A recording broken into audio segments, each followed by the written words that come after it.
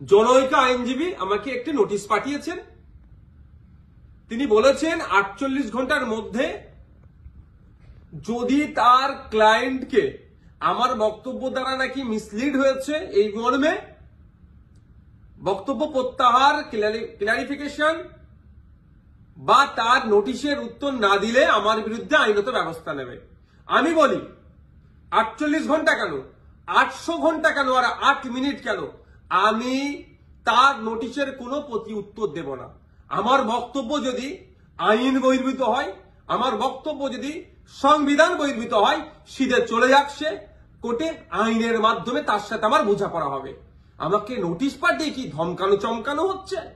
এই ধরনের অনেক নোটিশ আমি খেয়েছি। আমার নামে অনেক মারাত্মক মারাত্মক অভিযোগের মামলা নিয়ে আমি মাথায় করে চলছি, মিথ্যা অভিযোগ নিয়ে। উনি আমি ভয় পাই না। কেউ যদি মনে করেন নওশাদ সিদ্দিকীকে এই নোটিশ পাঠিয়ে ধমকাবো চমকাবো বসিয়ে দেব, আমি তাতে আমি ভয় পাবো না, আমি চমকেও যাব না। কারণ আমার অনেক দেখা হয়ে গেছে এইগুলো। কারণ আমি বলে যাই, আর কাকতলীয় ভাবে বলছি না, এটা বাস্তবিক হয়েছে। 2019 সালে কেন্দ্রের সরকার নিয়ে এসেছিল এক বিভাজনের বিল, সিএএ। যখন আমার বড় ভাইজান পিরজাদা আব্বাস সিদ্দিকীর নেতৃত্বে সারা বাংলায় যখন বিজেপির বিরুদ্ধে আন্দোলন আমরা সংগঠিত করেছিলাম, ওই সময় গভীর রাত্রে আমাদের বাড়িতে পুলিশের দ্বারা হামলা চালানো হয়েছিল। সেই রাত্রে আমি সুপ্রিম কোর্টে এসেছিলাম, তারপরের দিনে মামলা করব বিজেপির বিরুদ্ধে, কেন্দ্র সরকারের বিরুদ্ধে। আর এখন আমরা যখন এই ওয়াকফ সংশোধনের বিরুদ্ধে মাঠে ময়দানে গণতান্ত্রিক প্রক্রিয়ায় লড়াইয়ের বার্তা দিচ্ছি এবং আইনি লড়াই করবে বলে তার প্রস্তুতি নিচ্ছি, আমাদের বাড়িতে নোটিশ চলে আসলো। নোটিশ আসুক, 100 বার নোটিশ আসুক, এতে আমি ভয় পাই না। কিন্তু এটুকু আমি বাংলার মানুষকে জানিয়ে রাখতে চাই যে যারা প্রতিনিয়ত মুসলিমদের বিরুদ্ধে কথা বলছে, মাদ্রাসা নিয়ে কথা বলছে, মসজিদ নিয়ে কথা বলছে, কোরআন শরীফ নিয়ে কথা বলছে, তাদের বিরুদ্ধে নোটিশ যাচ্ছে না কেন, তাদের বিরুদ্ধে আইনত ব্যবস্থা গ্রহণ করছে না কেন? এরা তৃণমূলের মুসলিম বিধায়কদেরকে বিধানসভা থেকে চাংতলা করে রাস্তায় ফেলে দেবো বললেও তাদের বিরুদ্ধে আইনত ব্যবস্থা গ্রহণ করছে না, নোটিশ পাঠাচ্ছে না। আর নওশাদ সিদ্দিকীর কাছে নোটিশ পাঠিয়ে দিচ্ছে। ঠিক আছে, আইনি লড়াই আমি লড়ে নেব। আমার আইনের যারা বিশেষজ্ঞ আছে, সম্মানীয় বিকাশ রঞ্জন ভট্টাচার্য স্যার এবং সম্মানীয় শামীম দ্বারা কথা বলেছি, তারা আমাকে বলেছে তো আপনার কাজ হচ্ছে রাজনৈতিক লড়াই লড়ে যাওয়া, বাকি আইনি দিকটা আমরা বুঝে নেব। সুতরাং আইনি লড়াই কোর্টে আমিও বুঝে নেব। কিন্তু আমার প্রশ্ন, যারা প্রতিনিয়ত মুসলিম সম্প্রদায়কে, মাদ্রাসা মসজিদকে আক্রমণ করছে, বিষ উগলাচ্ছে, তাদের বক্তব্যতে হিন্দু মুসলমানের মধ্যে যে সম্প্রীতি, যে ঐক্য বাংলায় বিনষ্ট হতে পারে, তাদের বিরুদ্ধে কটা নোটিশ করা হয়েছে, তাদের কজনের বিরুদ্ধে আইনত ব্যবস্থা গ্রহণ করা হয়েছে, বাংলার মানুষেরটা জানবেন, আমিও জানতে চাইছি। শুধু তাই নয়, আমাদের রাজ্য সরকারকে, আমাদের রাজ্য সরকারের যিনি প্রধান মমতা ব্যানার্জি মহাশয়াকে একটা বক্তব্য শুনেছিলাম, কি জঙ্গি যোগ না কি বলে দেখে দিয়েছিল, তখনও চুপ করেছিল। আর নওশাদ সিদ্দিকীর বিরুদ্ধে নোটিশ, ওই নোটিশ পাঠিয়ে আমাকে কেউ ভয় পাওয়াতে পারবে না। বিজেপির এই ওয়াকফ আন্দোলনের বিরুদ্ধে, সংশোধনী যে নিয়ে এসেছে ওয়াকফ, এর বিরুদ্ধে আন্দোলন জারি থাকবে। এই অসাংবিধানিক, অগণতান্ত্রিক এরা যুক্তরাষ্ট্রীয় পরিকাঠামোকে ভেঙে দেওয়ার যে সংশোধনী নিয়ে এসছে, এর বিরুদ্ধে লড়াই জারি থাকবে। যখন আমাকে খোঁচা দিয়েছে, আমি কয়েকটা প্রশ্ন বাংলার মানুষের কাছে তুলে ধরতে চাইছি এবং সর্বোপরি তৃণমূল কংগ্রেসের কাছেও তুলে ধরতে চাইছি, এর উত্তর দিতে হবে। আমরা জানতে পেরেছি বেশ কয়েকজন এমপি পার্লামেন্টে অনুপস্থিত ছিল, তাদের বিরুদ্ধে তৃণমূল কংগ্রেস দলগতভাবে কি ব্যবস্থা গ্রহণ করছে, কি নোটিশ পাঠাচ্ছে, কি শোকজ করছে, তাদের বিরুদ্ধে কি অ্যাকশন নেবে, সেটাও পাবলিক ডোমিনে দিতে হবে এবং কি নিচ্ছে সেটাও যেন জানানো হয়।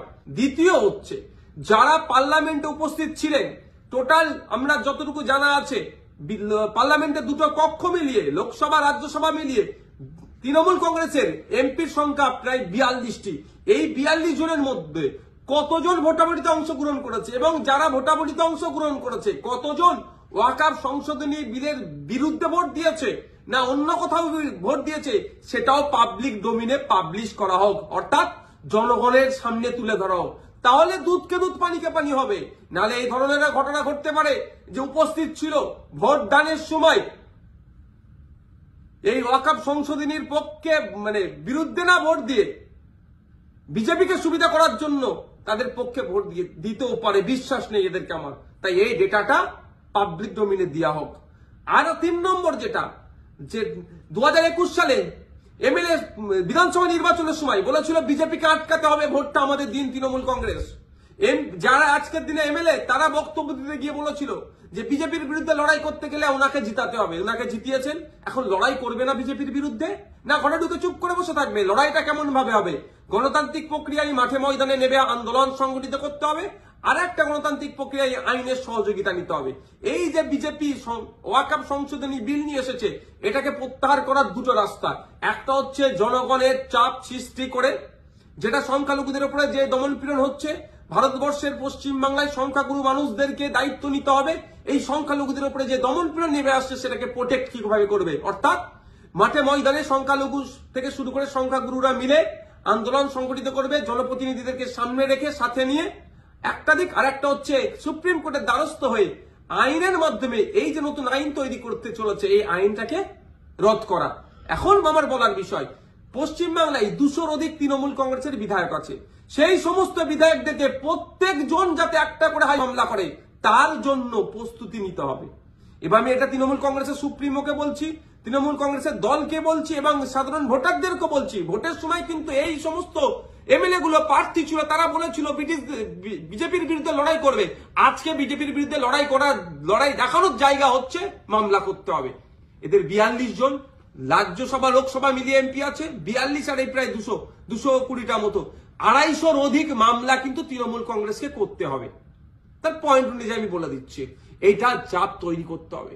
আমি নওশাদ সিদ্দিকী একা যদি আমি একাধিক মামলার দায়িত্ব নিতে পারি, হাজার হাজার মামলা হবে ওয়াকফ সংশোধনী বিলের বিরুদ্ধে, সেটা আমি ভালো করে জানি, বিজেপিও জানে, তৃণমূল কংগ্রেসও জানে, আমি পাবলিকও জানে। কিন্তু তৃণমূল কংগ্রেস কটা মামলা করছে, না মামলা না করে বিজেপিকে জায়গা করে দিচ্ছে, সেটাও পাবলিককে দেখতে হবে।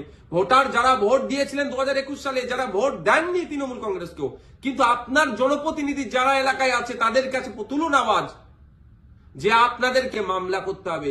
মালদা থেকে কংগ্রেসের একজন এমপি আছেন, তাকেও আমি অনুরোধ করছি আপনিও সুপ্রিম কোর্টে চলেন, গিয়ে মামলা করবেন। এখন দেখার বিষয় তৃণমূল কংগ্রেসের কতজন এমএলএ কতজন এমপি মামলা করছে এবং আমরা ভোটাররা কতজনকে মামলা করাতে পারছি প্রেসার বিল্ড আপ করে, সেটাই এখন দেখার বিষয়।